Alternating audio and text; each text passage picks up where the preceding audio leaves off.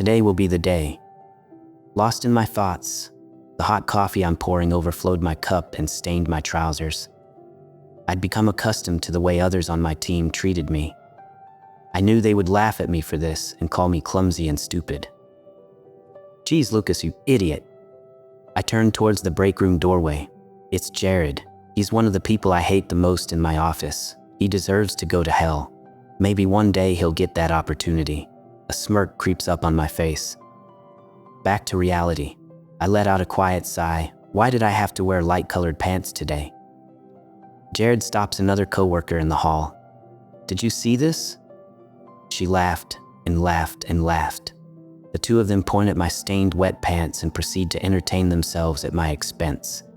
They do it in a way that is so over the top that it seems fake. But here we are in the now, and it's as real as anything else in the physical plane. Add Stephanie to the list. I smile at the thought. I'd gained thick skin and their words and actions don't hurt me anymore. Okay, that's a lie. I hate them all and always knew that one day they'll pay for their petty antics. That day has come. What they didn't know is that I'm on the verge of something big, something not seen often in humans. I'm evolving. I'm not talking about something basic as a change of heart, wearing a new style of clothes, or getting a haircut that changes my appearance for the perceived better. With the naked eye, I appear to them as I always have. A weak, spineless beta male that can't stand up for himself. The average person hates it when those around them change. It's unsettling, questionable, and fills folks with fear. That fear drives most to do whatever they can to force and pressure the change from happening. So I haven't let on about my metamorphosis. I pull off a few paper towels and begin blotting my trousers. It becomes more obvious to me by the second that it's not helping. My boss pokes her head into the break room. "Meeting in 15 minutes, Lucas. Don't be late. It's your turn to get the coffee." She sees my coffee-stained pants and just shakes her head in pity. I knew it was my turn. It always is. I'm not sure how it came to this. I didn't want this. I didn't ask for it, and yet there appears to be no escape from this pain. I need my job, so I put on another pot of coffee and start filling cups. My mother is ill, and there's nobody else but me to take care of her. She's been sick just about as long as my dad's been gone. I often wonder if she's truly physically sick, or if it's psychological. Either way, she needs my help, and she's my mom. Now that I think about it, it was right around the time when my team found out that I'm still living at home with my mom that the harassment began. At first, it started off as little snickers from my team here and there. They soon made it a point to group together in little huddles and point and laugh at me. The belittling developed quickly, and soon it was full-blown and unthrottled. I was the target of all their frustrations. It's like I became a magnet for punishment for everything that bothered them, and they felt no remorse or shame for the open and blatant constant infliction of humility on me. It didn't take long to develop into physical abuse either, like an accidental bump in the hall that is hard enough to knock whatever I'm carrying out of my hands. Then, of course, immediately blame me with a phrase like, "Why don't you watch where you're going, klutz?" They have even worked together as a team many times. It's like picking on me is their favorite pastime at the office. But it's not limited to the office. They harass me outside of work too. And it seems as if I'm even a placeholder in Starbucks lines. It's like they have a GPS tracker on my whereabouts, as I almost always run into one of them when doing errands. On most occasions, I receive at least an eye roll upon being seen.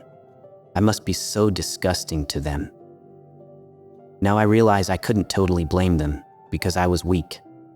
A beta male that took every bit of what they gave me with no pushback. Like a fool, I allowed them to treat me this way. Even so, I don't deserve the injustice and pain that they cause. I must make sure to not make a mistake with the coffee. I know what they all want by heart. Jared likes his black. My boss likes hers with 2 sugars and 3 creamers.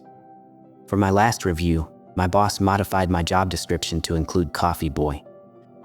She probably did that to avoid any legal issues with making me get the coffee. I wish I was kidding about that. But I needed my job, so I accepted it. I double and triple check all the drinks to make sure I did it correctly. I only have one chance at this. Not only that, I don't need any survivors to blame me for what's about to happen. I place all the drinks on the cart and push the cart down the hall towards the conference room. They'll all look at me as if I took an eternity. You'll get your coffee. Don't worry, I'll make sure you get your coffees. Drink up. I've already left a message on my boss's voicemail, letting her know that I'll be out sick today. I know her schedule by heart. She doesn't check her messages till after lunch. She rarely even listens to them anymore. She told me she's much too busy to check them. So as a favor, one of my extra roles is to listen to her messages and give her a summary. I'm not stupid. I give her verbal summaries and I use her phone line to check the messages. There is no written proof of this, and she didn't put it into a review or anything like that. And anyone who might have known of my doing this for her is in the conference room right now. This has been a long time coming. It's a perfect plan. I turn the handle and push open the conference room door with the cart. As expected, all eyes are on me and the bitching and complaints begin. I smile, and I make sure not to spill a single drop of their coffees. I'd hate for it to not be potent enough. Who am I kidding? There's enough cyanide mixed into their coffees to ensure a swift death. I bend down and wipe off my hands with a towel on the cart and reach behind it and flip on the switch to the cell phone jammer I acquired months ago. Can't have anyone calling for help. I'll come back in a half hour after it's finished and take the jammer with me. Imagine my excitement when Jared is the first to drop. Who's the beta male now? The conference room fills with panicked sounds, choking gasps, gurgles, chairs scraping against the floor as they try to rise, the clattering of mugs falling, spilling coffee across the table and the floor. The once powerful voices that ridiculed me daily are now nothing more than muffled groans. The chaos is beautiful. My heart races as I watch them all fall, one by one, their bodies slumping over the polished wooden table.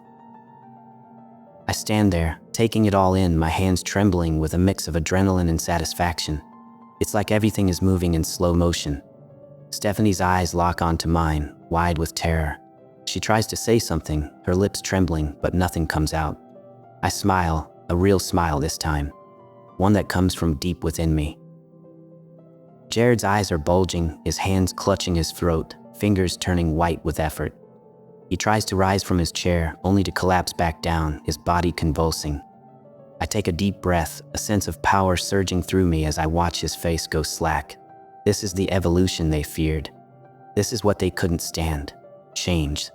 They tried to keep me weak, but now they're paying the price. I turn on my heel and leave the conference room, my heart still pounding. I walk down the hallway, each step lighter than the last. I feel like a new person, free, powerful, untouchable. The sound of silence behind me is a symphony.